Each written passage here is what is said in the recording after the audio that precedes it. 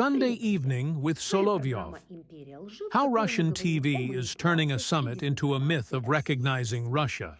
Solovyov's broadcast after the Putin-Trump summit in Alaska shows how Russian television is reworking reality. From an ordinary meeting, it is constructing a myth about recognizing Russia as an equal superpower and a winner on the battlefield. 1. The summit as a historic success. Solovyov claims that the main thing is the fact of the meeting itself, and Western media know nothing. Particular attention is paid to the symbolism. A meeting at a military base, a red carpet, Putin and Trump riding in the same car. All this is presented as evidence of a special level of trust. Real contradictions are hushed up. Not a word about sanctions or ultimatums. The air creates the illusion that all claims against Russia have been removed. 2. Rewriting the war in Ukraine. The host repeats the thesis. There would not have been a war if Trump had been the president of the United States. Responsibility for aggression is placed on Biden and ignoring Russia's national interests. Special military operation is justified by humanitarian arguments. Melania Trump's letter is interpreted as confirmation of the struggle for equal chances for the children of Donbass. 3. Europe as a weak extra. Zelensky is presented as a toddler accompanied by European uncles and aunts, incapable of conducting an independent dialogue. The EU is ridiculed.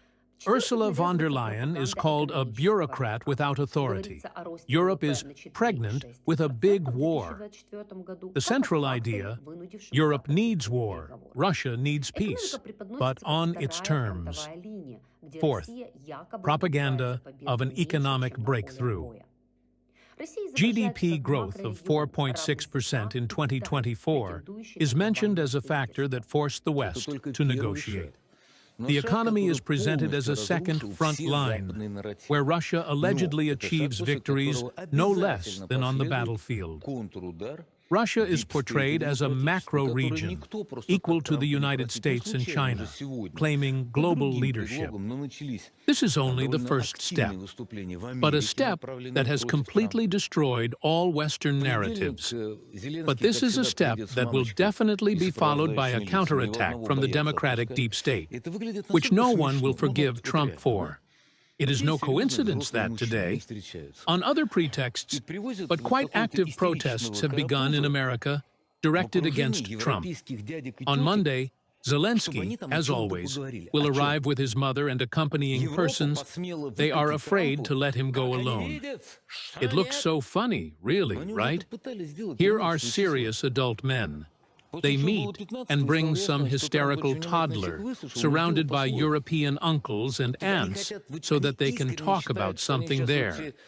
About what? Europe dared to roll out to Trump as they see that no. But they already tried to do this on the 13th, after which there was the 15th. And it became clear that Trump listened to everyone very carefully, but did it his own way. That is, they sincerely believe that they will all gather now and, like Neil, they will say that tigers are scary, and the tigers will get scared and run away.